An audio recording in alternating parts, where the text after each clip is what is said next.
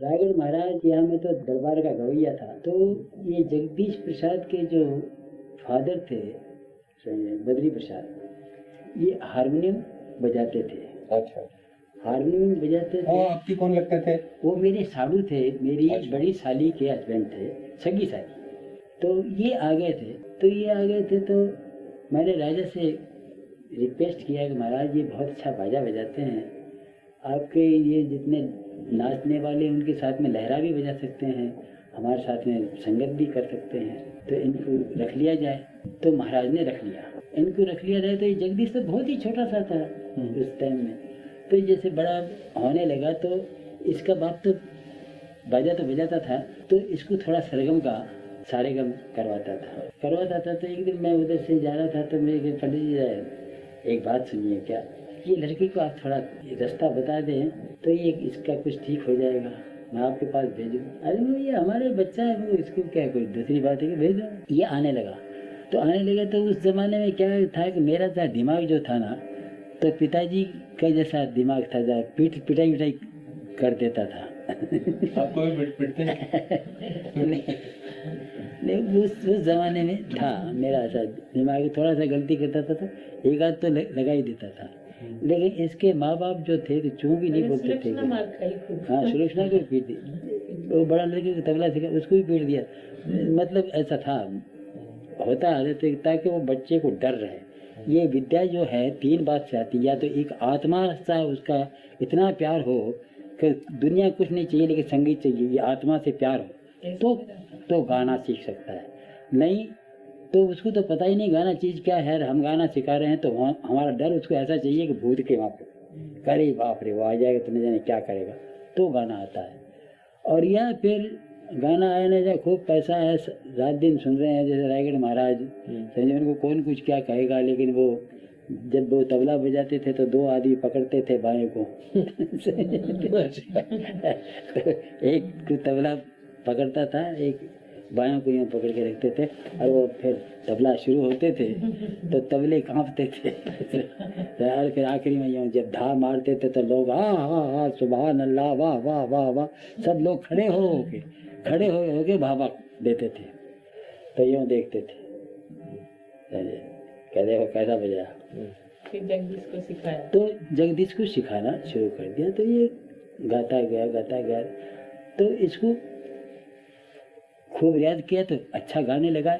लेकिन मैंने इसको विलंबित में कैसा गाते ये नहीं, थोड़ा लाइट ठुमरी इसको नजाकत वाला गाना सिखा दिया। तो फिर वो ख्याल वाल गाता था, लेकिन वो ये रास्ते नहीं बताया कि ऐसे व्रत करना चाहिए, ये करना चाहिए, ये नहीं बताया। थोड़ा गाने, फिर और क्या, हमको टाइम भी कहाँ मिलता था, हमें तो राजा के पास बैठते, थोड़ा बता देता था, लेकिन वो लाइट अच्छा गाने लगा था, ठुमरी बहुत अच्छा लगता। हाँ, तो इसी बात से तो उसने गुलाम अली खान साहब का नाम लिया। हाँ, बोले कि मैं तो गुलाम अली खान साहब का शागिर्द हो गया मौसा जी, और मेरे को बहुत प्यार करते हैं, अपने इससे मनोहर से भी ज़्यादा प्यार करते हैं, इतना प्यार करते हैं। और हम जो मैं आपको बताया था ना कि वो तान मोहन में हमको ले गए थे, अरे यहाँ क्या बैठे चलो, और उसी दिन ये आके मेरे को कहानी गुलाम अली खान साहब को मिलने गए। हाँ, मिलने ही नहीं गए, यूँ हम ऐसे निकल गए तो तान मोहन ले गया कि जरा इधर देखे ना कौन है।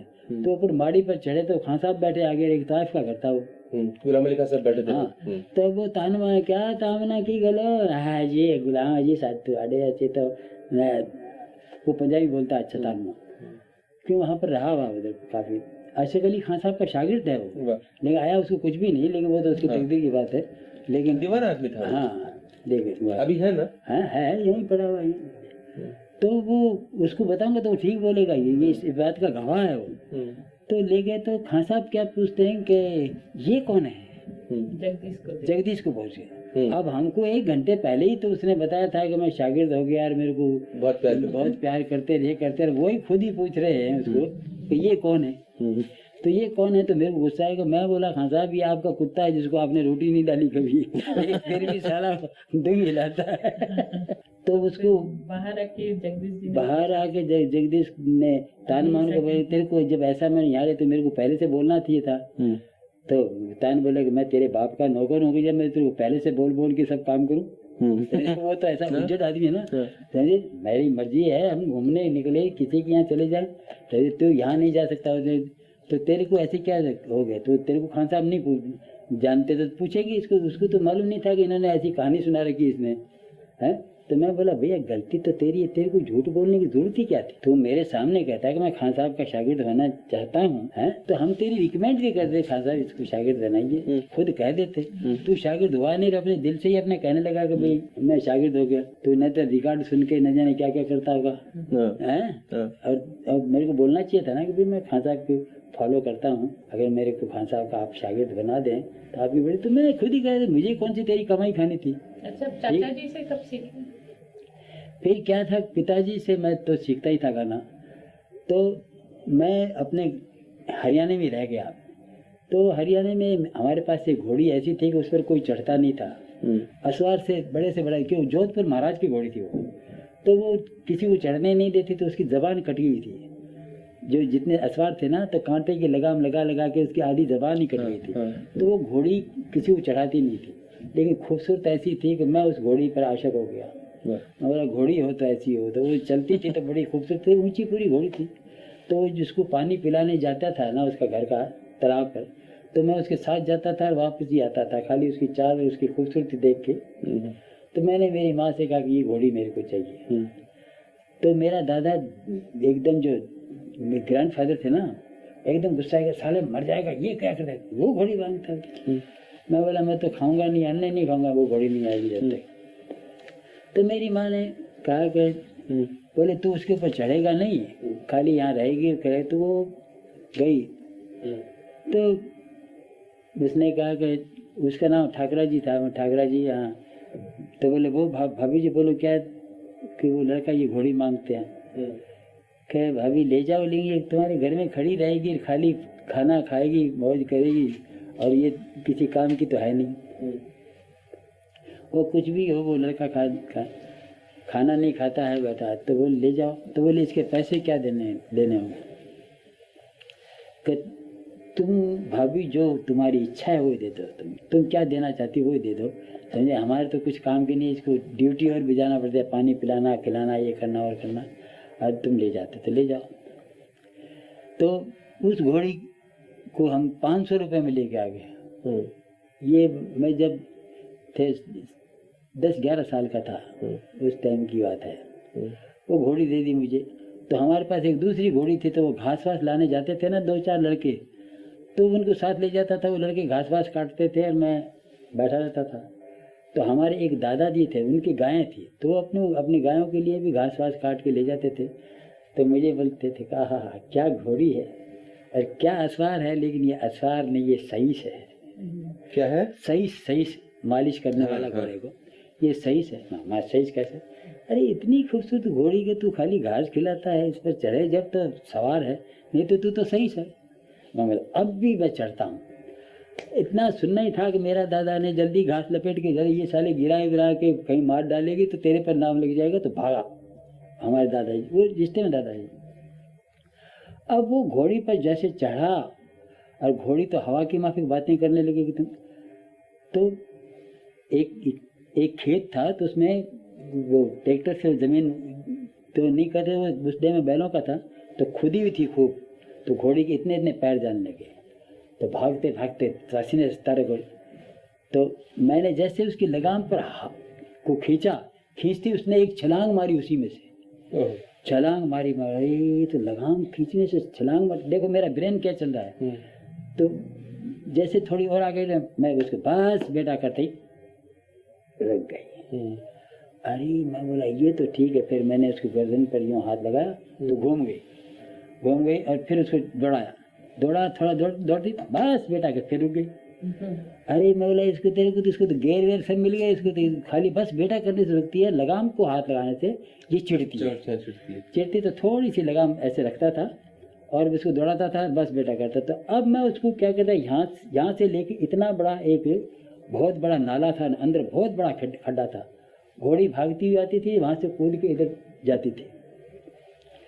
तो एक दिन दादा ने मेरे देखा कि अरे घोड़ी को कूदा, अगर गिर गया तो साला मर ही जाएगा। तो मेरी तारीफ कर रहे, वाह रे बेटा वाह, कितना रे इधर इधर, क्या बात है, बोले कितना अच्छा घोड़ी कुदाता है। संजय आज आज बेटा, आज तेरे को कम से कम शाबाशी दूँ शाबाश, इधर पास में बुला के मेरे बाल तो लिए पकड़ और जूता निकाला उन्होंने शाबाशी के लिए। दे तड़ाता है, अरे साले तेरा बाप का लेटर आएगा, कह देगा वो लड़का घोड़ी के ऊपर कूद के खड्डे में गिर के मर गया, तो उसका जवाबदार कौन होगा? मैं होऊंगा। बोले तुम क्या कर रहे थे? समझे? तो मैं बोला अब मैं नहीं ऐसा कुदाऊंगा। अच्छा अंदर से नहीं कूदेगा? नहीं तो हाँ। फिर मैं नहीं, तो उस घोड़ी के उसके चक्कर के अंदर मैं वो वहाँ पर खेलता रहा। तो कितने एक 6 महीने मेरे बर्बाद गए। तो 6 महीने में पिताजी का हैदराबाद से लेटर आता है, हमारे चचा का प्रताप भाई हैं, तो उसको आते हुए लेके आना और उसको गाना सिखाना, ऐसे उसको सिखाना ताकि मैं तेरे पर खुश हूँ। समझे? तो इनका भाइयों का ऐसा प्यार था, ऐसा हुक्म मानते थे कि जैसे शाही हुक्म हो गया। अब वो मेरे पीछे ऐसे पड़े कि सुबह होते ही फिर शाम को होते ही रियाज करवाना, उनको दूसरे काम को भाई का डर। तो मैं गया तो वहाँ पर, जब वहाँ पर पहुँच गया मैं, बचपन में तो मेरे को उन पिताजी ने खूब ही सिखाया था, खूब तालीम दिया था। आपके चाचा जी का नाम भी कहिए। पंडित ज्योतिराम जी मेरे चाचा का नाम, पंडित मोतीराम जी मेरे पिताजी का नाम। चाचा जी ने आपको तालीम दी? चाचा जी ने तालीम दी। तो चाचा जी के सरगमों के जो अंग थे, मैंने बताया ना, वो बाजा भी ऐसे ही बजाते थे और खुद भी सरगम ऐसे कहते थे कि बस वो सोचते नहीं थे कि मैं क्या कर रहा हूँ, जो मुंह से निकल गया। जैसे हम भी कहाँ सोचते हैं, कुछ भी जो मुंह से सा तो वो सा है ही, गए तो गए, निकल गया वो गए है ही, ऐसे वो एक ऑटोमेटिक मशीन हो जाती है अंदर। तो ऐसे सरगम वरगम मेरे को सब याद करने के बाद में जब हैदराबाद गए तो पिताजी का स्वर्गवास हो गया। स्वर्गवास हो गया तो फिर ये भाई साहब को तो चले गए, जब अपने भाभी को लाने गए थे तो 9 साल के बाद आए। तो जसराज को तबला सिखाया और कहा, तो ये भाई साहब फिर लेके चले गए जसराज को तो यहाँ साणंद में आ गए मणिराम जी। हाँ, फिर इनकी मेरी भी जसराज जब 21 साल का हो गया तब मुलाकात हो गई। 10 साल का जसराज गया, 21 साल की उम्र में आए, तो कितने साल हो गए? 11 साल हो गया। 11 साल तबला बजा? हाँ 11 नहीं, 21 साल का हो गया। 21 साल तक के तबला ही बजाता रहा और फिर भी बजाता रहा। कौन?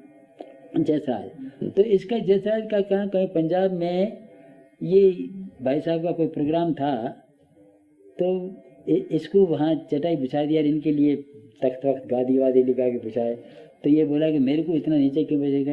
अरे तबलिए को कौन बराबर गवई के बराबर बैठ सकता है क्या? वो तो वहाँ नीचे ही बैठता है। बोले हमारे यहाँ पंजाब की बात है। तो इसको बहुत बुरा लगा। बोले चमड़ा पीटता है, गवैये के बराबर बैठना चाहता है किसी ने कह दिया। तो उसको वो बात लग गई। तो कलकत्ते में आके और बोला, आपके पैर पड़े कि मैं गाना सीखना चाहता, मुझे गाना सीखना चाहता है। मैं बोला, मैं तो तेरे को पहले ही बोला था गाना सीखना, तू ही बोला था कि मुझे तबला सीखना है। वो तबला किन से सीखे? मेरे से ही। हाँ। मैंने सिखाया तबला।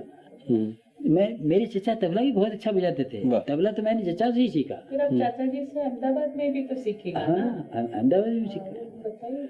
अहमदाबाद में मैंने चचा से मेरी मुलाकात ही नहीं हुई। अच्छा, तो कहाँ सीखे वो पुड़िया की बंदिश? नहीं वो तो बुलंद के हलवा? वो तो मैं हरियाणा से हैदराबाद आते हूँ, तो सब कम से कम 3-4 महीने 6 महीने हो गए हमको। तो प्रोग्राम करते आ रहे थे ना, हम एक से प्लेन से बैठ के हैदराबाद थोड़ी आ गए थे। हमको तो वो रास्ते में वो सब अपने प्रोग्राम भी होते थे और तालीम भी, वो अलग था। अच्छा, फिर कलकत्ते में मैं आया तो ये बोला है कि मेरे को, हमारे भाई साहब जब नहीं थे यहाँ पर, वो अपने बच्चों को लाने के लिए गया था, जसराज अकेले ही था।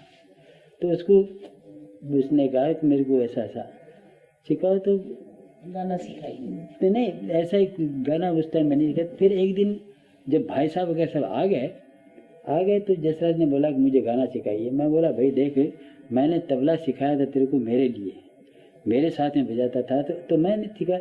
भाई साहब तेरे को इतने वर्ष तेरे को तबला बजाते रहे, तो उन्होंने तेरे को कुछ नहीं सिखाया, है ना? और बोले मेरे को टाइम ही नहीं मिलता था, मैं तबला बजाता था। यहाँ पर भाई साहब की आवाज़ ख़राब हो गई थी, तो गाने के लायक ही नहीं रहे थे, तो मैं खाली तबला बजाता था और वो खाली बाजे पर लहरा बजाते थे। तो साणंद बापू ने उनकी आवाज़ ठीक किया, वो तो सुना होगा ना आपने। तो उसके बाद में वो गाने लगे, थोड़ा आवाज़ खुल गया। बाकी तो वो जसराज ही तबला बजाता था। तो उनको तालीम किसकी थी, मणिराम जी को? मनीराम जी का तो बताया ना कि सब नाटक संगीत बहुत अच्छा गाते थे, और कुछ पिताजी का सुना तो दिमाग में रहता ही है ना। ऐसा 24 घंटा जो बाजा तो बजाते ही थे ना, तो पिताजी के साथ में बात की संगत भी करते थे, लेकिन तालीम जैसी मिलनी चाहिए ना, वो बात नहीं रही। वो बात नहीं रही। और नाट्य संगीत गाते थे तो बल्कि जो लड़कियां जो सुनने वाली हैं, वो देहाता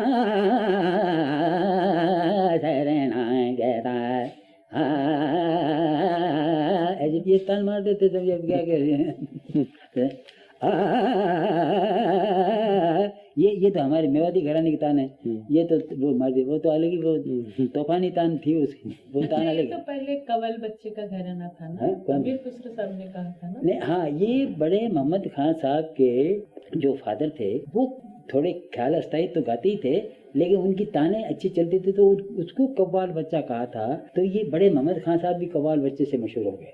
तो इन्होंने वो इतना ही, आजकल की ये पॉलिटिक्स वाले जो है ना, ये अपने अपने घराने गांव से लगा देते हैं। अब ये कोई वो जो कराना है, एक हरियाणा में गांव है, जब वहाँ पर गाना कोई समझते नहीं, मेरे साथ आप चलिए देखिए, आपको सब बता देता हूँ। यहाँ पर सब खेती किसान वाले पड़े हुए हैं, ये सारे के मैं पता नहीं कह सकते, लेकिन गाएंगे सुर में। क्यों? कि वो खेती है के डाट गोराम जी रमला के डाटेगी तो तेरे वर्गी होर मिलन मन गंगा जी की सो। अब ये देखो हरियाणा का गाना है, लेकिन कुदरती गा रहे हैं, उनको कोई तालीम नहीं है, समझे। अब ढोलक ऐसी बजाएंगे कि मालूम होता है कि वाह वाह वाह, बिल्कुल वो इसने सुना है ना आप हरियाणा के प्रोग्राम। अरे तो लय ताल वो कुदरती उनकी देन है। तो वो वहाँ पर तो गाना वो है, तो वहाँ पर वो उनका कैसा कराना घराना कैसा हो गया, तो वहाँ पर कोई नया राजा है ताकि उसके नाम से चलो कोई राजा का है आसरा। तो जैसे ग्वालियर का घराना है तो राजा की वजह से है ना, कदौर सिंह वगैरह पखावज वाले भी हुए और भी हुए, बहुत अच्छे अच्छे गुणीजन हुए, तो चलो मान लिया कि वो ग्वालियर घराना, वो घराना रायगढ़ का घराना, चलो रायगढ़ घराना भी मान लिया। चलो महाराज चक्रधर सिंह को शौक था तो उसने वो रायगढ़ घराने का बोर्ड लगा रखा है। इसलिए आमिर खान साहब भी कहते थे ना, मेरा भी इंदौर घराना। इंदौर घराना, तो इस इंदौर घराने का मतलब ये कि वो इंदौर के राजा तो था ही ना, तो ठीक है वो हो गया। लेकिन वो भी हरियाणा के थे, आमिर खान भी, समझे नहीं। तो वो कलराम पास में ही है, तो हरियाणा के वो सब छोटे छोटे गांव में रहते थे। हमारे भी कौन सा बड़े मोहम्मद खान साहब उस टाइम से तो ये कव्वाल बच्चे का घराना आया। तो यहाँ पर ये अहमदाबाद में मेरे बाप का भी ने भी हमने कभी नहीं सुना कि वो मेवाती घराने के हिसाब से गाते थे कि भाई मेवाती घराना और घराना। हमको पिताजी को पता नहीं था, न हमारे चचा को पता था मेवाती घराने को। यहाँ साणंद में आके एक क्या नाम हो बापू साहब, अरे वो दूसरा काले मुंह वाला होगा ना, वो दिग्गवी, क्या डॉक्टर दिग्गवी, क्या नाम उसका, नहीं गुलाम कादिर एक है खान साहब। वो बोला हाँ, देवधर जी ने काफी बंदिशें ली हैं उनसे। किससे? देवधर जी ने उनसे काफी बंदिशें ली थी, गुलाम कादिर से। हाँ, गुलाम कादिर से। वो उन्होंने कहा कि मेरे को गगे नजीर खान साहब ने गोद लिया, समझे। और गगे नजीर खान साहब का ऐसा कहानी है कि ये जोधपुर में महाराज के राजगायक थे नजीर खान साहब। तो देखने में जरा अच्छे थे, पर्सनैलिटी अच्छे थे, गवैये थे। गवैयों उस जमाने में सिनेमा था, कुछ और था, गवैयों की बड़ी इज्जत थी, समझिए। ये तपा बनाया ना मियाँ शोरी, इनको भी तो तवे के ऊपर खड़ा कर दिया था, गर्म करके तवे पर खड़ा कर दिया था। अगर वो एक तवाइफ थी बादशाह की, बहुत चाहने वाली थी, और वो तवाइफ करती थी, उनको प्यार करते तो बादशाह को बता देगा वो तो तुम्हारी उसको गवैये को प्यार करती है। तो बादशाह ने कहा कि भाई तेरे को वो इतना ही चाहता है तो तवे पर खड़ा हो जाएगा क्या? तो बादशाह ने कहा भाई तुम इसको प्यार करते हो तो ये गर्म तवा इस पर खड़े कर। तो वो इस पर टप्पा भी है, जाने वाले, वो शोरी कहती है, उसका नाम शोरी था। अच्छा। ये शोरी था, और वो इनका नाम मियाँ क्या था, शोरी मियाँ। इसका नाम था सोनी, और उनका नाम शोरी मियाँ। कहिए टप्पा कहिए। मियाँ वे जाने वाले वाले तेनु अल्लाह दे कसम मुड़िया वे चीरे पा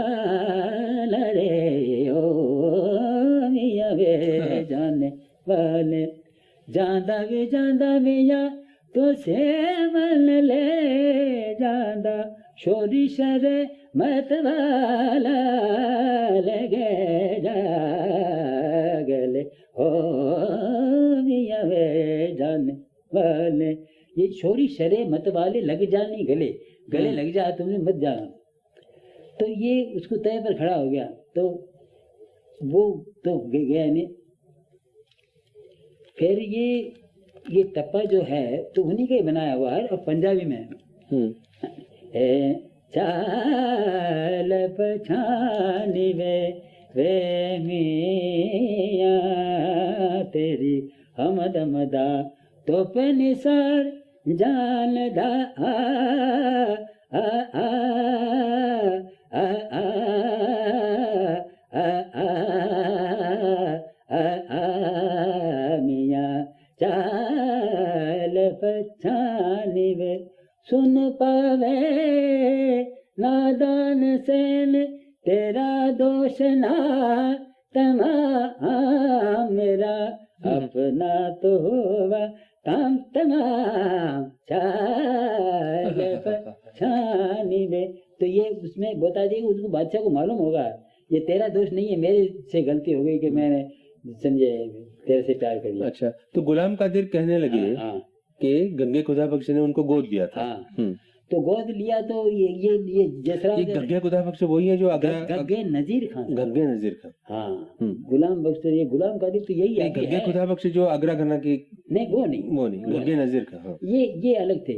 ये वो वहां से आ रहा है, ये अपने इसका कौल बच्चे के घराने से आ रहा है। गंगे खुदा बख्श नहीं, गंगे नजीर खान, गंगे नजीर खान। अच्छा, हाँ, कौवाल बच्चे के नाम से इनका घराना चला आ रहा था। तो इनसे हमारे दादाजी सीखे, दादाजी से हमारे पिताजी सीखे, ऐसा है। पहले हमारे भी ये समझे। आप ये मेवाती घराने की बात कर रहे थे। मेवाती घराने इन्होंने बताया, बापू साहब ने। हाँ। बापू साहब ने ये गुलाम कादिर ने कहा कि वो गंगे नजीर खान ने इनको गोद ले लिया। नजीर खान से गोद लिया तो इनका मेवाती था, तो इन्होंने वो अपना वो कव्वाल बच्चे का जो था ना वो छोड़ दिया। हो भी सकता है सच्ची, ये हमको तो क्यों, मेरे को तो इसका मतलब नहीं है ना। नहीं, इस पर वो शायद ये भी सच्चा भी कहता हो। क्या? ठीक है, वो हाँ, हो सकता है। हाँ, वो सच्चा उनको गोद लिया कि वो लिया है, वो कहता है तो वो लिया भी होगा, समझे, हमको क्या माना है। तो इनको गोद लिया तो उन्होंने वो अपना जो कव्वाल बच्चे का जो घराना वो छोड़ दिया कि ये थे तो मेवात के।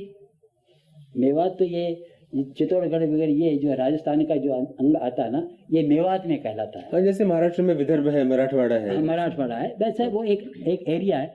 तो कौन सा एरिया है ये? मेवातगढ़, ये हरियाणा के पास नहीं, हरियाणा के पास में, ये हरियाणा के बॉर्डर पर आता है मेवात। अच्छा, ठीक है, समझे, ठीक है। मेवाड़ का है ना ये। ये उदयपुर वगैरह सब ये मेवाड़ में ही तो आता है ना। तो मेवाड़ में तो मेवाड़ भी तो राजा ही है ना, राजाओं का घराना। ये महाराणा जो प्रताप है, महाराणा कुंभा, ये मेवाती घराना इन्होंने शायद अख्तियार कर लिया होगा वहाँ से। साणंद बापू ने? नहीं, साणंद बापू ने नहीं, पर ये डिक्लेयर नाम कब किसने किया कि ये मेवाती घराना है? कादिर खान, ये अच्छा, गुलाम कादिर ने बोला कि हमारे जो इनको तो औलाद नहीं थी, किनको, गंगे नजीर खान साहब को। लेकिन एक स्टोरी और आती है, हमारे जो दादा थे नथुलाल जी, उनको गोद लिया था इन्होंने। इनकी स्टोरी मैं बता दूं, ऐसी है कि ये गारे थे तो ये हमेशा ये राजमहल में जाते थे। तो इनकी भी, राजा साहब की भी कोई खास एक तवाइफ थी, वो भी गाना वाना जानती थी या बड़ा शौक था। तो इसकी राजा साहब उसको अपने सभी रानियों से भी ज़्यादा प्यार करते थे। ये तो दिल की बात है, समझे, राजा तो राजा ही रह गया ना, उसको कौन मना कर सकता है। तो यहाँ वो खान साहब को मिलने जाती थी बुरखा उरखा पहन के, और बोले आप महल में आया करिए। तो बोले मैं ऐसे आया हूँ। बोले ऐसे करते हैं कि आप जनाने कपड़े पहन के आई हैं तो आपको कोई नहीं रोकेगा। तो बोले मैं जनाने कपड़े कैसे पहनूंगा, मेरे पास जनाने कपड़े ही कहाँ हैं। तो बोले वो तो मैं इंतज़ाम कर दूंगी। तो ये नज़ीर खान साहब को ये जनाने कपड़े पहन के ये जाते थे, वहाँ उसके महल में चले जाते थे। तो राजाओं के तो वो सिपाही बहुत रहते हैं ना। तो किसी ने राजा से कह दिया कि ये आपके महल में वो उनके पास में खान साहब जाता है। बोले हाँ। तो बोले अभी जो वहाँ रहे तो मेरे को बताना। तो ये अंदर वहाँ पर जैसे गए तो खबर लगी, कभी इसी वक्त में महाराज आप पकड़े तो आपको वहाँ से मिल सकते हैं। बोले बिल्कुल मिल सका। तो अब वो राजा के तो इनके भी तो होते हैं कि महाराज जा रहे हैं, कहने वाले महाराज जा रहे हैं, तो इन्होंने कहा खासा साहब महाराज जा रहे हैं, अभी क्या ऊपर? तो बोले इस खिड़की से कूद जाइए। तो कूद जाए तो आगे कुदरत अच्छी थी कि खटिया बिछी हुई थी, उसके ऊपर कुछ गादी वादी कपड़े बचे हुए थे। तो वो घर था, हमारे दादा उस क्वार्टर में रहते थे वहाँ पर। तो ये कूद के वहाँ पर आते ही उन्होंने कह दिया मेरे में तो ऐसी ऐसी बीत गई है, मेरे को तो राजा पकड़ने के लिए। इन्होंने क्या किया, अपना घोड़ा दिया और अपने लड़के को दिया, दे के बोले तुम सीधे गुड़े भाग जाओ। गुड़े में हमारा एक गांव है, दूर है वहाँ से। तो ये घोड़े को लेके भाग के गुड़ा पहुँच गए और वहीं रहे। और यहाँ पर बोले खां साहब है कि यहाँ तो खां साहब कोई आए नहीं बोले। तो उनको बहुत इज्जत करते थे। घर तो उनका छोटा सा ही था, कोई ऐसा किला तो था ही नहीं कि जो घंटों लगे देखने में। देख लिया कि यहाँ पर नहीं है, तो राजा बोले भाग भूग गया, चलो हटाओ, खत्म हो गया बात। तो वहाँ पर इन्होंने 6 साल तक इनको सिखाया और उनको गोद ले लिया। किनको? वो हमारे दादा को, नथुलाल जी को। इनको गोद ले तो अच्छा सच पूछा तो इनसे पहले गोद वो हो गए, है ना, गुलाम कादिर से। गुलाम कादिर तो बाद में लिया ना जी। हाँ, तो पहला गोद का तो उनका हो रहा, उनको गाना सिखाया है। तो उनकी गायकी सही है, उनकी गायकी। गुलाम कादिर हमारे वहाँ पे क्यों नहीं गाता? बात यहाँ पर एंड होती है ना। हमारे वहाँ पे गाना चाहिए था ना। हमारे पिताजी का नाम दुनिया में हुआ, हमारे चचा का नाम हुआ, हमारे लोगों का नाम हो रहा, उनको कोई नहीं पूछता इसका क्या कारण, जो कि खास बोलता है कि मेरे को गोद लिया है ना। तो इसका मतलब ये है कि उनके एंड के टाइम में शायद मिला होगा जब तक इसको सिखाए ना, तो ये हो सकता है। तो वो बोलता है खान साहब ने फिर मेवाती घराना अपना कायम किया। अच्छा, हो सकता है फिर मेवाती, ये बात है। अच्छा, तो इसमें 2 मत है। तो पुराना जो घराना आ रहा है ना, वो तो जो मैंने श्यामलाल बाबू को बताया था ना, दादाजी ने तालीम दिया आपके पिताजी को। दादाजी ने ना, हाँ वो तो फिर देना ही था ना। वो तो फिर दादाजी ने मेरे पिताजी को तालीम दिया, मेरे पिताजी ने चाचा को तालीम दिया, चाचा जी ने फिर हमको दिया। अब आपके पिताजी ने जो आपको तालीम दी और चाचा जी ने जो तालीम दी, उसमें कोई फर्क था? किसमें? आपके पिताजी ने जो तालीम दी और चाचा जी ने जो तालीम दी, उसमें कोई फर्क था? अब मेरे को तो ऐसा है ना, दोनों की तालीम है ना, तो दोनों की तालीम तो एक ही है ना। पिताजी ने भी तो चाचा जी को सिखाया ना। ठीक है, तो एक ही बात थी। हाँ। तो जसराज जी का फिर आपको कैसे वो, तो जसराज जी ने आपने उनको तबला सिखाया था कि आपके साथ वो आपके काम आया? तो कुदरत का ये था कि उसने बोला कि मेरे को सिखाइए गाना। तो मैंने उसको कहा कि देख भाई तेरे को गाना सीखना है तो आइंदा से कसम खा जा कि मैं किसी के साथ तबला नहीं बजाऊंगा। बोले ऐसा कहूँगे मुझे भाई साहब निकाल देंगे। तो बोले निकाल देंगे तो तबला बजा। मैं बोले फिर क्या को गाने वाने का, ठीक बजा रहा है। बोले थोड़ी देर सोच के बोले नहीं चलो मैं काली माई के यहाँ कसम खाता हूँ। तो इसको ले गया, मिठाई उठाई ले गया, काली माई के जहाँ कसम खा के। हाँ, तो उसी दिन कोई सुबह इसका प्रोग्राम था भाई साहब का। हाँ, तो रात को तो चुपचाप सो गए। फिर सुबह उठे, अरे भैया वहाँ पर वो ज्ञान भाई ने इन्होंने उनका प्रोग्राम रखा, चलो वहाँ पर प्रोग्राम है, चलो तबला बुला ले। मैं तबला बुला नहीं बजाता था, मैं कसम खा गया। अरे ये क्या, ऐसा क्या है, ये आदमी है कौन है, ऐसा क्या है? अब मैं तबला कोई दूसरा तबला बुला लिया, मैं तबला नहीं बजाऊंगा कलकत्ता में। हाँ, तो इसको निकाल दिया घर में। तो एक सोम तिवारी है, उसने इसको छोटा सा घर दे दिया। मैं वहाँ के इसको सिखाने लगा, सीखने लगा, सरगम बताया। और कुछ थोड़ा बहुत भाई साहब ने जो सिखाया भी था इसको, थोड़ा कभी कहता था मेरे गाना सिखाओ, ये लड़ाई करता था। तो इसको उतपटांग ताने वाने बताई, मैंने इसको थोड़ा अपने जुम्मे पर आ गया ना। फिर मैं इसको ठीक रास्ते पर लेगा, सरगम नोटिस का इसको रास्ता बताया। लेकिन मैं कुछ इतनी तालीम नहीं दिया था कि झुमरे में वैसे गारा जम के, वो इतना नहीं किया। इतने में कोई कुछ चीज़ की बेईमानी आ गई। मेरा प्रोग्राम था यहाँ बम्बई में, ये इसका ब्रिजनान का यहाँ पे सुर सिंगा संसद करती है ना यहाँ पे। तो यहाँ पर मेरा था प्रोग्राम हरिदास संगीत सम्मेलन में। तो वो सोम तिवारी को पटा के खुद आ गया यहाँ पे। अच्छा, तो वो घबराए से, अभी तो ब्रिजनान बैठा हुआ है, वो भी बता देगा हाँ ये बात सही है। तो ब्रिजनान बाहरी ये क्या किया, उसको लाना था जो गाया था उसको ले। बोले वैसे के वैसे नहीं गई भाई, है वैसा के वैसा गई।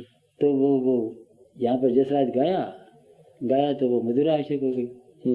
मधुरा आशिक हो गई तो मेरे को बोला कि भाई साहब ये शादी करना चाहती है। मैं बोला भाई लड़की तो काली है लेकिन तेरे को सपोर्ट बहुत मिलेगा इससे। बड़े बाप की बेटी है। तो बोले कर लूँ शादी, अरे कर ले, गवैये के कई मुंह खुले रहते हैं, क्या कौन पकड़ता है, खाली एक नाम की विशांतराम का जवाई तो तेरा नाम, बात सही होगी नहीं।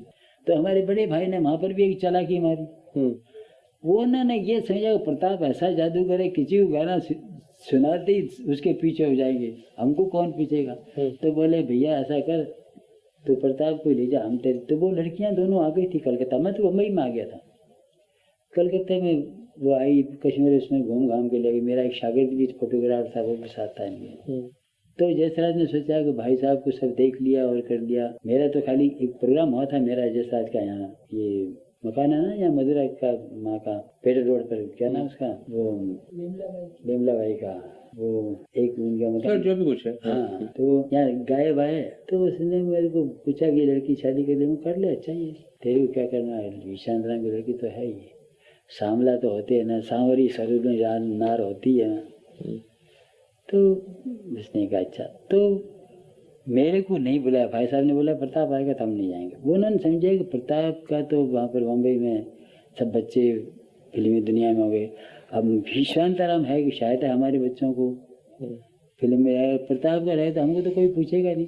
बोले प्रताप गए तो प्रताप को ले जाए, वहाँ बम्बई में है तो ले जाए, हम नहीं आएंगे। हमको ले जाए तो फिर प्रताप को तो शादी में नहीं बुलाएगा। तो जसराज को तो मालूम था कि वो राजा आदमी है, नहीं भी आएगा तो उसको क्या फर्क पड़ता है, ये नहीं आएंगे तो सोचेंगे कि भाई ये लड़कियां कलकत्ते में, उनका बड़ा भाई नहीं आया तो मेरे को ऐसा लगेगा। तो बड़े भाई साहब को लेके सब शादी वादी लेके, तो मेरे चाहने वाले थे कि पता भैया तो आँख के इशारे करे यार जान लो। तो शादी के बाद आगे पैर पकड़ के बोला भाई साहब ऐसा ऐसा हुआ, मैंने तो आपको नहीं, भाई साहब अरे मेरे को सब मालूम है, तो क्या बताएगा सर। वो घबराए हुए हैं, बड़ी बड़ी गाड़ियां देखी तो उनकी आंखें बढ़ गई कि ये क्या हुआ, ये गवैया था एक साधारण सा, ये क्या हो गया कि सुरक्षा के हीरोइन हो गई, फिर तो सभी हो जाता है ना फिल्मी दुनिया में। मेरे को दिलीप साहब ने और प्रेमनाथ ने रोक लिया, अरे क्या भूखे बंगाल में जाके करोगे, वापस यही रहो। तो वाकई यहाँ की बात तो यही है। फिर मैं यहीं रह गया, फिर भाई साहब तो वापस कलकत्ते चले गए, जयसराज यहाँ रह गया। तो बिमला भाई मेरे को बोले, तो ये जयसराज बोले भाई साहब यहाँ पर नहीं थे, इस वास्ते वो बात आई गई, कुछ बात नहीं।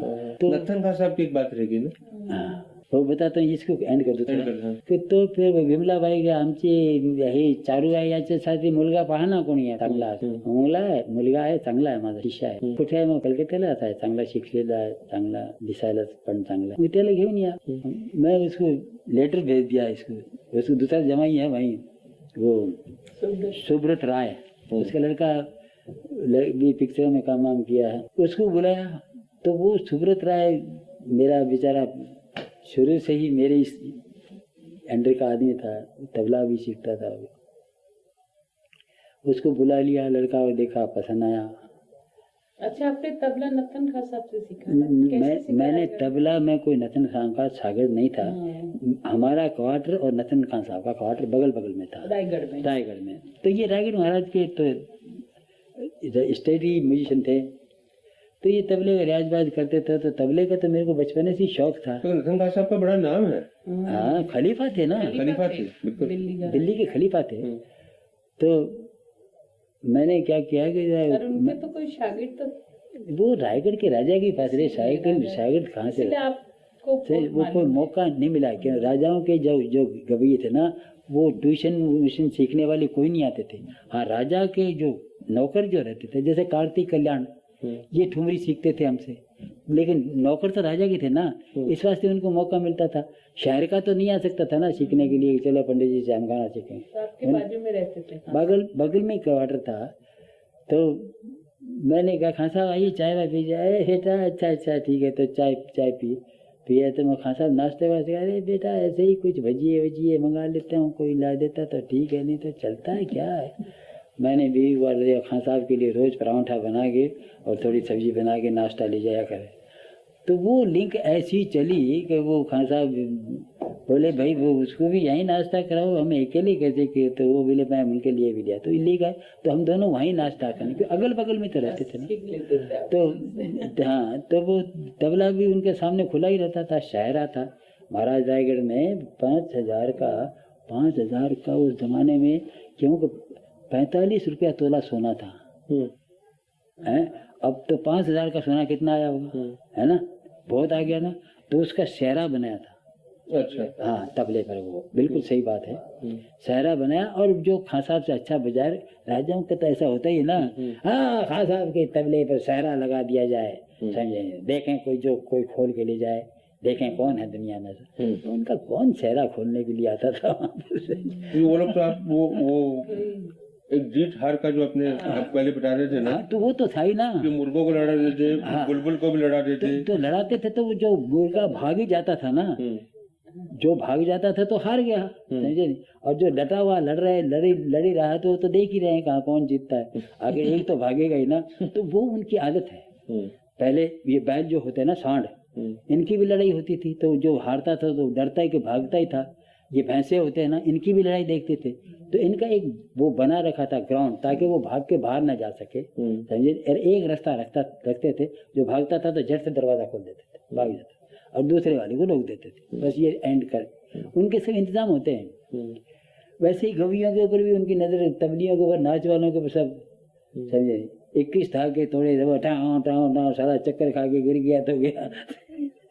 मतलब आपका जो चौमुखा घराना था, हाँ, कि तबला भी आपके बाप दादा बजाते ही थे? हाँ, नहीं बाप को तो खाली जैसे आप ठेका लगाते हैं वैसे ठेके, वो स्पेशल तबला बजाने के लिए लायक नहीं। तो ये आपने ही नत्थन खां साहब की सोहबत में? हाँ, मेरे चाचा भी तबला बहुत अच्छा बजाते हैं, लेकिन साथ संगत का। अच्छा। ये गत्तोड़ा यानी बजा के और स्पेशल सोलो तबला बजाने के लिए ये मैंने स्टार्ट किया, क्योंकि मेरे को रास्ते बताए ना उन्होंने।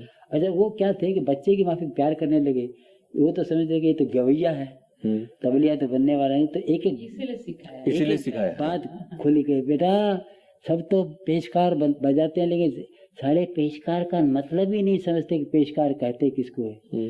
वो कैसे होता है खान साहब भाई, कि बेटा पेश का मतलब है कि मैंने तुमको कोई चीज यूं दिया तो पेश करने के लिए ये है, समझे नहीं, तरीका है उसका, अंदाज है।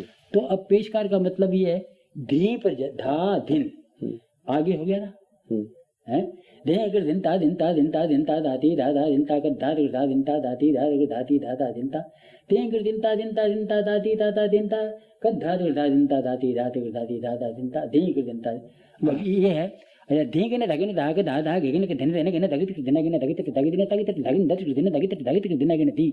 अब ये भी तो एक पेश का है, धी के दिन ता के धा के धाती धा के दिन ता गिन नाती के दिन ता के धा के धाती धा के दिन ता गिन धी।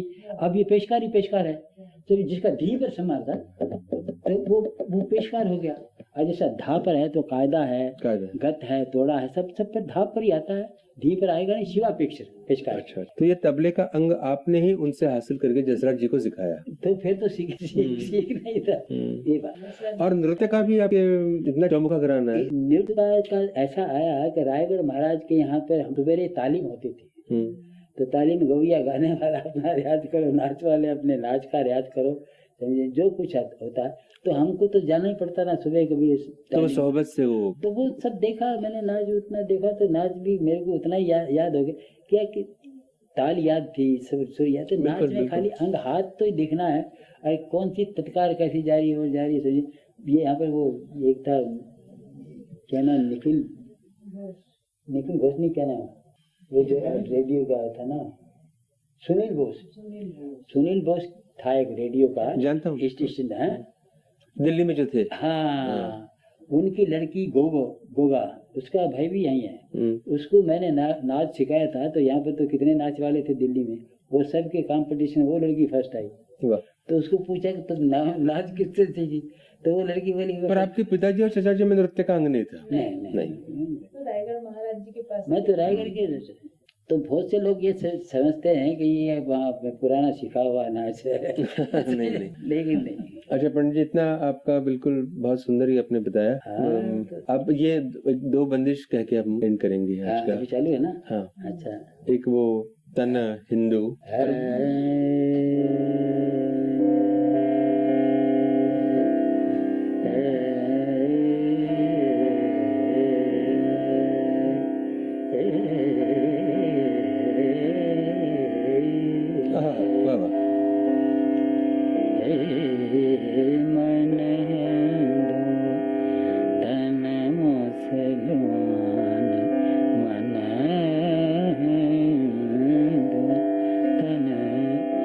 मुसलमान पांच वक्त तन पढ़े नमाज पांच वक्त तन पढ़े नमाज मन हरि को नित धरे ध्यान तन मुसलमान तन मुसलमान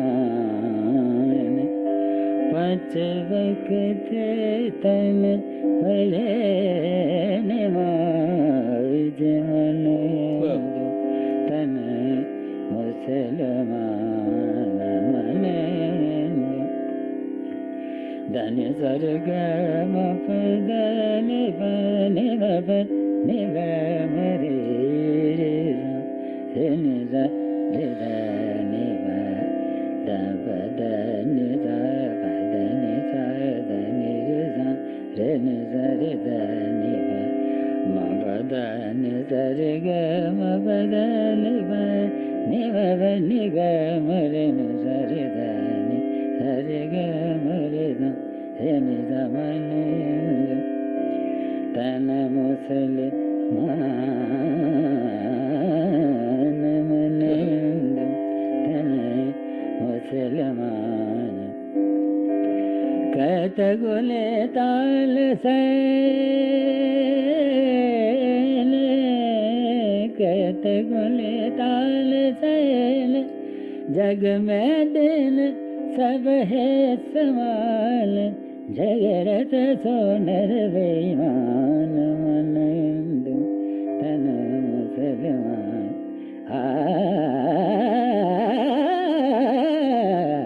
मन तन मुसलमान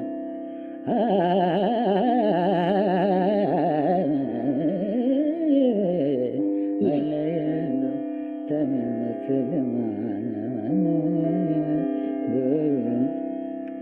कहत गुने ताल सैल जग में दिन सब है समान झगरत सो नर बेईमान मन हिंदू तन मुसलमान पांच वक्त तन पढ़े नमाज मन हरि को नित धरे ध्यान मन हिंदू तन मुसलमान मन हिंदू बस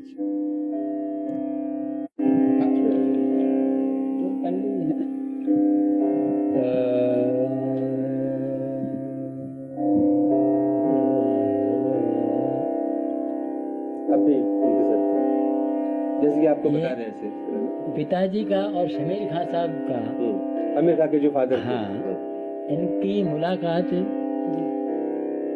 यहाँ पर महाराज ये अपने सिंधिया साहब थे ना अपने इंदौर के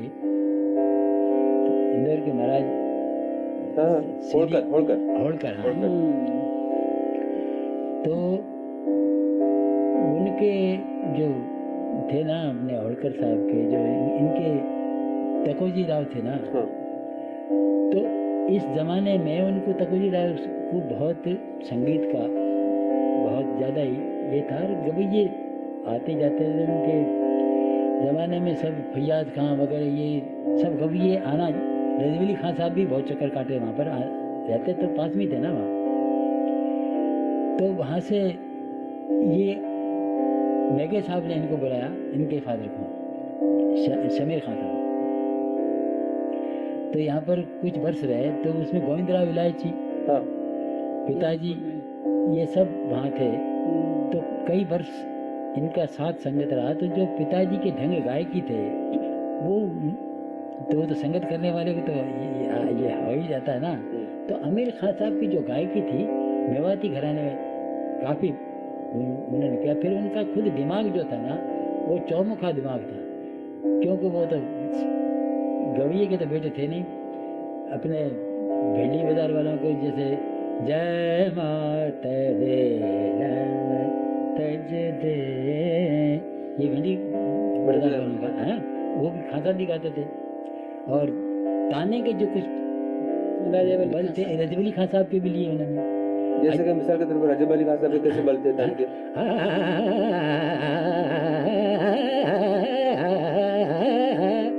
ये उनके फिरते ऐसे भी जाते हैं। तो वो ये सब रजब अली खान साहब के भी लिए उन्होंने। तो रजब अली खान साहब के हमारे में घराना मिलता है, वो मेवाती घराने के नहीं, वो उस पुराने घराने से। हाँ, तो मेवाती घराना तो अभी इधर नया समझे। हमको तो नया क्यों, हमने तो जिंदगी में अभी सुना कि मेवाती घराना क्यों इन्होंने कहा, ठीक। बाकी हमको तो ये घरानों का पता ही नहीं था, खाली वही कव्वाल बच्चे के हिसाब से पता चला था, उस जमाने में वही नाम लेते थे। आपके पिताजी ने तालीम दी ना हाँ। घरों की, वो कैसे? तो वो पिताजी का एक हमारी बंदिश है, तुरक तैनु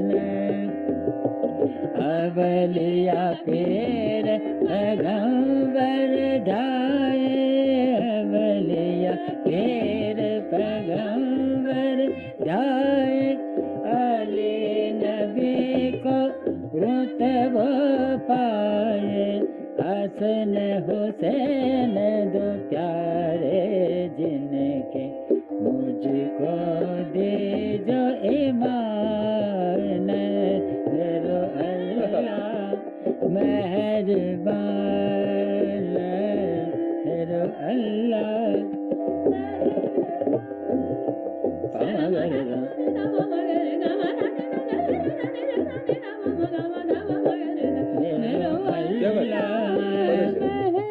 सारे गरे गम बम गरे गम बदनि धनि सरे धनि धनि ध सरे धनि ध गरे धनि रे धनि ध साले ध बम गरे अल्लाह मेहरबान सगा मना रे ध गरे धनि ध बम ग मने रे ध म गरे धनि धनि ध म ग म गरे ध अल्लाह मेहरबान ग म धनि धनि रे धनि ध बम गरे ध ग म रे धनि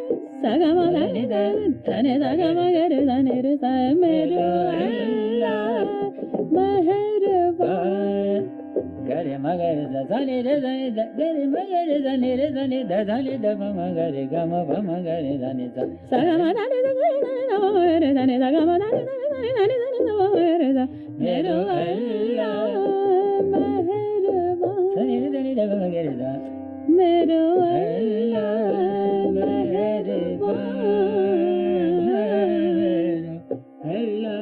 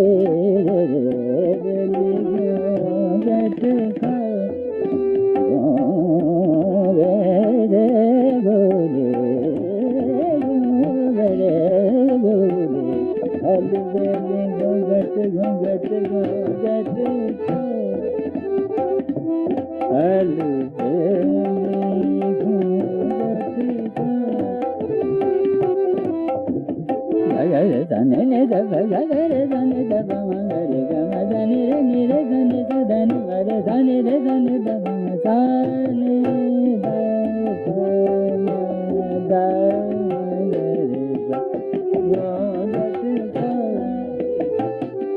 अल रे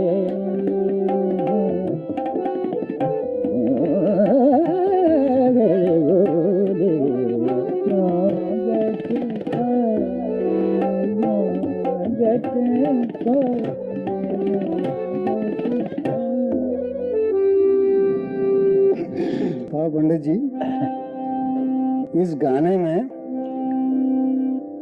कुछ नजाकत सी मिलती है, नजाकत मिलती है, दोलने का भाव मिलता है और स्वर का जो थोड़ा मीठापन मिलता है। ये मतलब आपकी ही विशेषता है या कुछ घराने की खासियत है? ये विशेषता तो बुजुर्गों की है। मेरे पिताजी जो थे, कुछ मेरे शारीरिक की हालत कुछ अंदर से गड़बड़ है।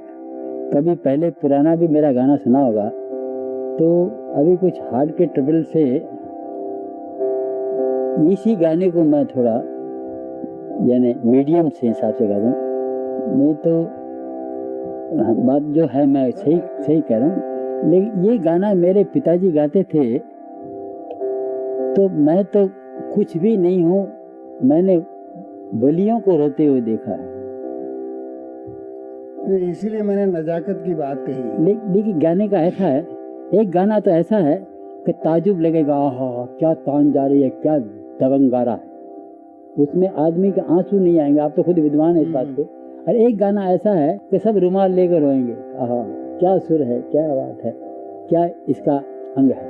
तो ये दो किस्म के हैं गाने। और एक गाना ऐसा है कि लोग डर जाते हैं, करीब बाप रे। तो ये तीन किस्म जो है, तो तीन किस्म आपने बताया। हाँ। तो इसमें आपका जो मतलब आपकी पीढ़ियों से चलाया गाना है, हाँ, वो क्या है? वो हमारा गाना तो यही है। एक तो हम जो कहेंगे वो मालूम नहीं क्या कह रहा है, गाली दे रहा है कि आशीर्वाद दे रहा है, पता ही नहीं चलता। कहानियों कर लो चाहे कुछ बोले, लेकिन पता नहीं चलता। हम तो ये अल बेली घूंघट खोल, तेरे घूंघट में चंद्र विराजे। तो इसको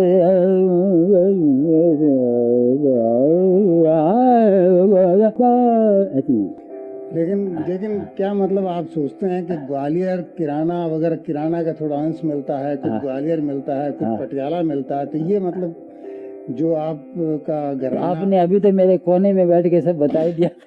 तो मुझे तो यही तो कहा था आपने। तो वो जो अब जो है, मतलब ऐसी बात है क्या कि इसमें पटियाला भी है, इसमें ग्वालियर भी है? आपको सब कुछ दिखा? क्या क्या दिखा आपको? नहीं वो आप बताइए ना। नहीं मैं क्या बताऊं, आप तो खुद, आपने तो सब रिसर्च किया है ना। मैं तो आपकी हाँ में हाँ मिलाया, जो आपने कहा उसको मान लिया मैं। नहीं वो ठीक है, वो तो अब रिकॉर्ड की बात है। हाँ। तो सवाल क्या आता है कि क्या ये माना जाए कि ग्वालियर ये घराना जो आपका है, या जो फिलहाल इसका नाम न लें, तो ग्वालियर पटियाला मिला हुआ है क्या? ऐसा आपके पटियाला क्यों मिला है?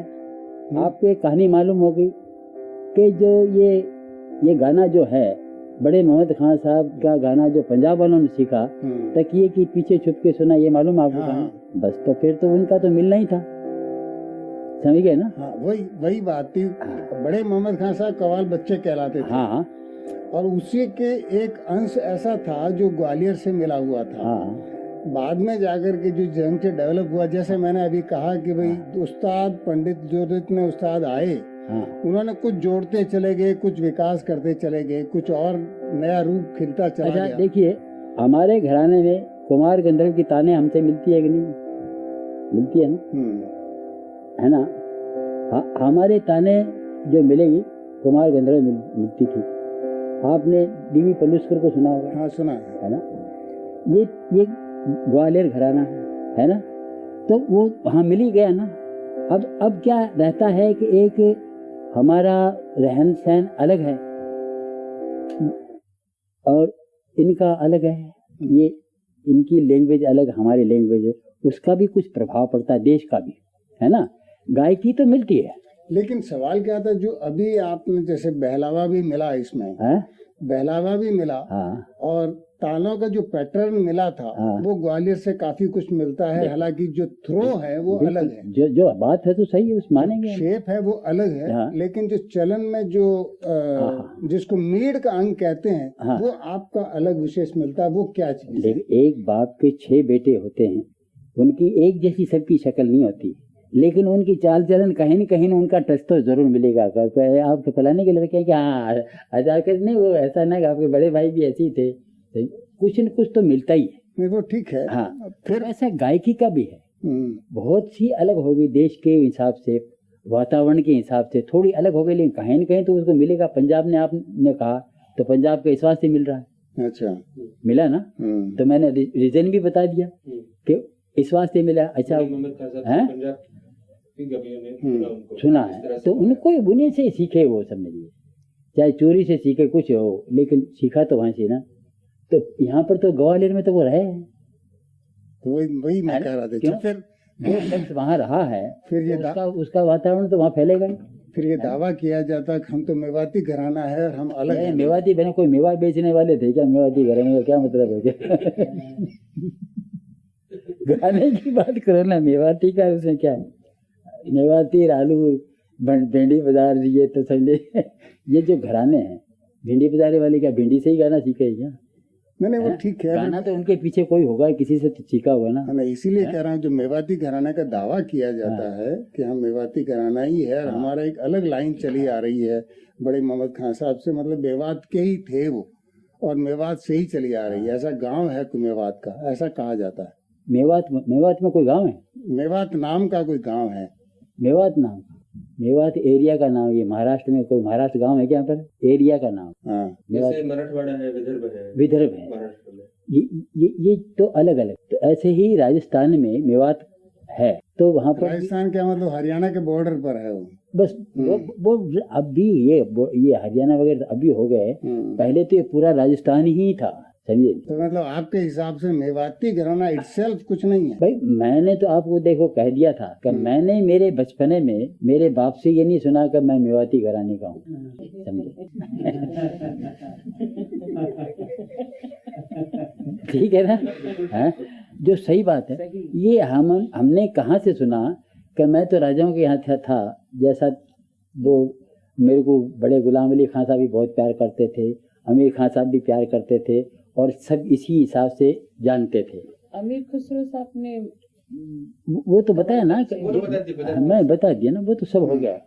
तो अब ये क्या है कि अब ये मैंने अपने पहले कितने सन 1960 में मैं गया। पहले तो मैं सानंद बाबू को जानता ही नहीं था। ये सब इनके यहाँ रहे, इन्हीं के यहाँ इन्होंने हाजिरी दिया। इनकी जिंदगी में राजा आया तो ये सानंद बाबू आया, बल्कि राजा है नहीं, वो ठाकुर है। जो है बात है, हिज हाइनेस नहीं है, मालूम है। महाराजा चक्रधर सिंह हिज हाइनेस, महाराजा गुलाब सिंह हिज हाइनेस, रीवा नरेश, ये आपको आप तो सब दुनिया में ये हिज हाइनेस थे। मैं हिज हाइनेस को रहा, मैंने जमींदारों के यहाँ नौकरी नहीं किया। मैं राजा के यहाँ रहा, समझे? ये कोई नहीं है। या तो ये सौभाग्य मेरे बाप को नसीब हुआ, वो पटियाला अपने इंदौर में, और इंदौर में उनको रखा था, यहाँ सर्विस में नहीं रहे। ये सर्विस में रहे महाराजा प्रताप सिंह, अपने कश्मीर के क्या करणी सिंह के दादा भाई, क्या ये कहाँ उनका स्टेट कहाँ है? ये जम्मू में महाराजा प्रताप सिंह के मेरे बाप रहे। वहाँ से आए हैदराबाद में। अच्छा। तो यहाँ पर भी नवाब ये भी बादशाह हिज हाइनेस ही थे, समझे? चाहे वो हिंदू मुसलमान का हम नहीं सोचते, लेकिन थे तो बादशाह राजा ही ना।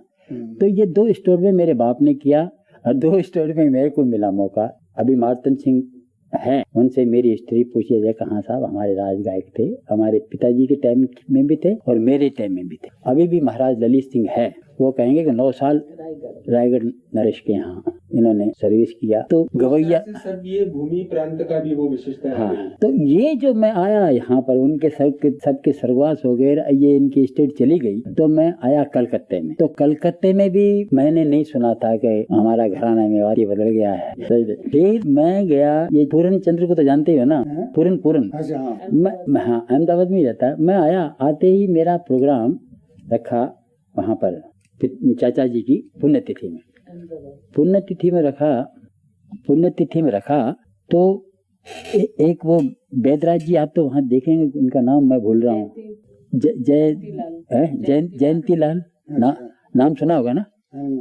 जयंती लाल जी एक बैदराज जी थे, वो संगीत के बहुत ही शौकीन थे। उनके चचा जी के देहांत के बाद उन्होंने कसम खा गए थे कि मैं आइंदा से किसी का गाना नहीं सुनूंगा। तो ये पूरन ने कहा कि चचा, वो एक दफे और भी चिढ़ गया था। हमारे बड़े भाई तो बात के बड़े रसिया थे, उन्होंने कहा अरे भाई मनीराम आया, वो क्यों उसको चाचा कहते थे ना, अरे मनीराम आया, इनके चाय वगैरह। नहीं चाचा, हम आपके यहाँ की चाय नहीं पूछी। अभी पूरन बैठा हुआ है, वो ये कहेगा, और भी बहुत से लोग हैं वहाँ पे गवाह। तो बोले क्यों भाई नहीं? बोले हम हमारे चचा के भतीजे हैं कि नहीं है, हमारा गाना तो सुनना चाहिए आपको, हैं? तो बोले कि भाई ऐसी बात है तो सुन लेंगे, तुम नाराज क्यों होते हो? समझे, तुम उनके भतीजे ही, हम जानते हैं गाना से। इनका गाना सुना तो इन्होंने कहा यहाँ काली माई का फोटो लगाओ, यहाँ ये करो। उन्होंने जैसा जैसा कहा वैसा किया और गाए, तो उनको उस गाने का मजा नहीं आया। समझे, ये साज की कसम खा के गाते, ये जो बात मैं देना, उनको गाने का मजा नहीं कि ज्योतिराम जी का गाना तो मेरा गाना था। ऐसे नोटिशन, ऐसी सरगम, ऐसा इतना रस में गाने वाला, समझे नहीं, और इतना नखरे से गाने वाला गवैया मैंने अपने, हम तो कुछ भी नहीं, हम तो आँख मूझ के गा लेते हैं। और वो तो ऐसे अंदाजे करते थे, हाँ, लोग पागल हो जाए कि आदमी है कि क्या जादूगर है, समझे, उनके लिए अंदाज चलते थे। तो एक तो गायकी वैसे, फिर उससे नखरे, और तो वो मुंह भयानक नहीं करते, ऐसे तो करते थे ना, तो ऐसा मालूम होता है कि वाकई ये किसी को छेड़छाड़ कर रहा है। ऐसे ही गायकी थी उनकी, और गला तो फिर गवैये ही थे। तो ये गाए तो इनके तो वो अलग गाए, वो मैं नहीं, बुजुर्ग है जैसा वो जाने दीजिए, मैं उनका कुछ कहूँगा नहीं। ये हमारे घर आने की तान ही नहीं थी, समझे। पूरन का आपने गाना सुना है? हाँ, सुना है। उसकी तान सुनी है ना? उसके साथ में चारों को सुना है, साथ सुना है ना, चारों को सुना है ना।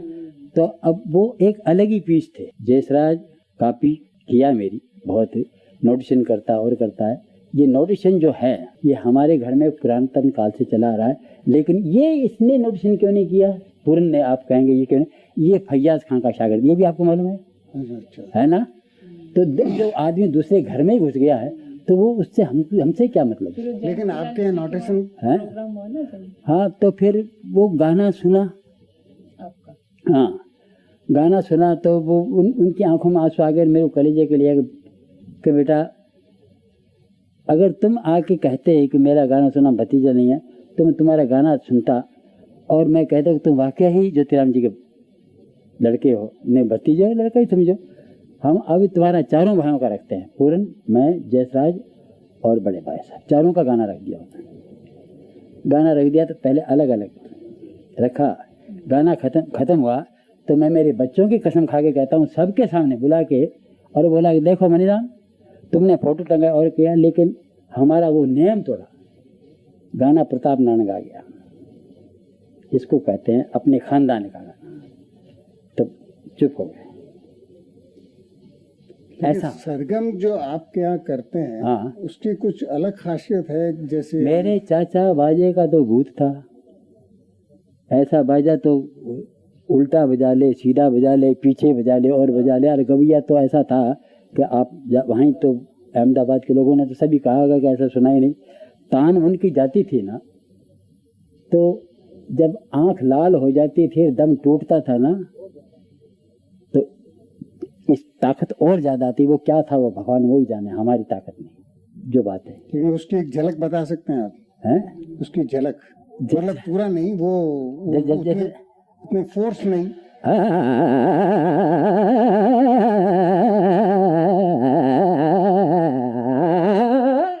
जैसे अब जा रहे हैं ना, यहाँ पर स्पीड बढ़ जाता जब दम टूटता था।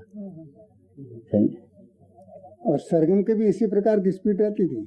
पम ध पम गरे सा रे गरे गम पम गरे गम प रे गरे पम प गम ग पम ध पम गरे सा रे गम रे सा गम सा गरे म ग सा रे म रे ग सा म गरे सा म गरे म गरे।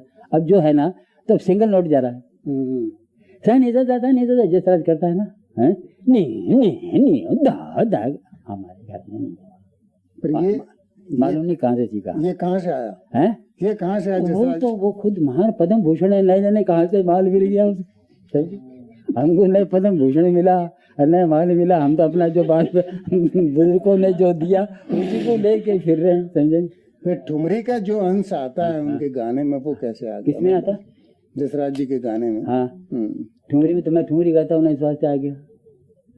मैं अभी गा के बताऊंगा ना आपको। लेकिन वो जैसे अभी सतशील ने कहा कि जसराज जी कहते हैं कि हमारे घराने में ठुमरी नहीं गाई जाती। गायकी में ठुमरी, ख्याल में ठुमरी गाता है ना।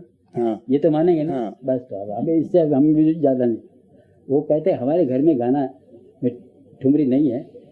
तो पानी भरेली कौन अलबेली किनारे झमाझम, ये जो गाना है ना, ये मेरे पिताजी ने यहाँ इंडिया में लाया था, समझे नहीं, मेरे को मालूम। और जो ये जितने गाए हैं ना, तो वो कलकत्ता तो पूरा हमारा शागिर्द है, ये भी आपको मालूम है। वो जो श्यामलाल बाबू थे, वो पिताजी के शागिर्द थे, और 7 साल उन्होंने रखा, और 7 घोड़ों की बग्गी में जाते, 7 घोड़ों की बग्गी में आते थे। लाला बाबू का नाम, अच्छा हाँ, लाला बाबू का नाम, उनके चचा। तो गिरजा बाबू को सिखाया। गिरजा बाबू है, तो वो तारापद चक्रवर्ती है, ये पूरे कलकत्ते गिरजा बाबू के शागिर्द। हाँ। लेकिन ये जैसे ग्वालियर में सरगम तो किया नहीं जाता है। हाँ, किसने? तो ग्वालियर घराने में ये हमको तो हमारे चचा ने सिखाया। नहीं, वही मैं कह रहा हूँ, मतलब एक अलग चीज है। तो वो हमारे परदादा ने कैसा गाया ये तो मैंने सुना नहीं। हाँ। तो जो सरगम मैंने सीखा मेरे चचा से सीखा, समझे। मेरे जैसे सरगम मेरे पिताजी भी इतना नहीं करते थे। मैं किसी से झूठ नहीं, जो बात सही दे सुना है वो कह। लेकिन ये सरगम क्या मतलब अमान अली खान साहब के सरगम से अलग होता है? नहीं, अमान अली खान साहब सुनते थे पंडित ज्योतिराम का प्रोग्राम, समझे। पूछो उनके घर, हमेशा यहाँ पर बम्बई में आते थे, हमेशा शनिवार के शनिवार प्रोग्राम होता था, उनके सरगम सुनते थे। और मेरखंड का जो थे ना, ये हमारे चचा ही करते थे। हमने तो आज तक उनके तो औरत की आवाज थी उनकी, अमान अली खान साहब। तो ये जो सरगम की जो चलन है, वो मतलब ताल के खंड के हिसाब से चलता है। ये तो है सारे धने द गे, सारे धने द गे ग प ध प म ग रे ध नि द द प प म म ध ग रे ग म प र प म ग म नि द प म ग रे प सारे धने द गे रे सा नि सा रे धने द नि रे ग रे सा नि द म द रे धने द प म ग रे ग नि रे ग रे सा नि द रे धने द ध ग ध रे नि द ध नि प ध म म ग रे प सारे धने द ग। ये सब करके क्या बात है, क्या बात, वाह वाह। आइए इधर। अब थोड़ा पॉज लेते हैं, वो साइड बदलेंगे। अच्छा, ठीक है, आधे साइड से शुरू करते हैं। अच्छा।